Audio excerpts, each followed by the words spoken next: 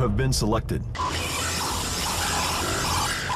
Your unique skill set makes you an ideal candidate to deal with planetary threats no other organization can handle.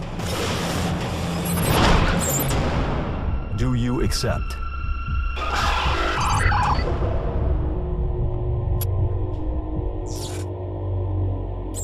Until about the Kennedy assassination and the beginning of the war in Vietnam, the United States is a very powerful engine for world progress. It's the assassinations, the Kennedy assassination, and the others in the 1960s, the beginning of the Vietnam War, and the beginning of the absolute domination of the Wall Street group over every other interest.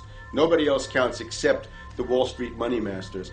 That has now made the United States into no longer a force for progress, but something very different, often a force for destruction in the world. That doesn't need to remain that way. The interest of the American people is to fight to take your government back from Wall Street and make the United States a force for progress in the world, which we easily could do if we could just break the power of the people behind Obama. The main banks of Europe, which were started by Adam Weishaupt and Rothschild, the Banque Nationale de Paris, the Bank of England, the Bank of Italy, have all financed the messianic and war leaders of the last 200 years. Napoleon, Lenin, Stalin.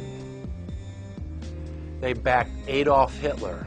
They backed Franklin Delano Roosevelt. And they are backing right now Barack Obama. The banking cartel had established a beachhead in 1913 through the Federal Reserve Act. In 1947, they set up a parallel shadow government through the National Security Act. From 47 on, the national security state began the long process of absorbing federal and state bureaucracies, while at the same time undermining the constitutional power of Congress and dominating the executive branch. By controlling the issuance of currency and credit, the private Federal Reserve was able to buy up most of the Fortune 500. And if a company wouldn't sell, the bankers would unleash federal regulators to run them out of business.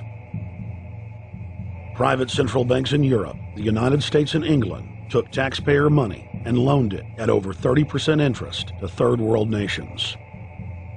The bankers would then bribe the leaders of those countries not to pay back the loans. Their third world puppets would sign agreements stating that when the country defaulted, the banks would be given all the natural resources and infrastructure of the once sovereign lands. But worst of all, the countries would pledge future taxes paid by the people in perpetuity as profit to the private banks. By the year 2000, there were few nations that had not fallen to the designs of the money power. The globalists were now ready to start their final phase of world government takeover, the destruction of the Western nations' economies. To carry out their final takeover, they first removed banking regulations like the Glass-Steagall Act in the late 1990s. This allowed their front companies to issue unlimited credit to the world and to set up colossal Ponzi schemes, the likes of which the world had never seen. The scams were advertised by the controlled corporate media as completely legitimate. Because of the fantastic returns, private investors, corporations, state and local governments invested heavily. They had taken the bait, hook, line, and sinker. To destroy confidence, in late 2007, the bankers themselves began to badmouth the scams they had created.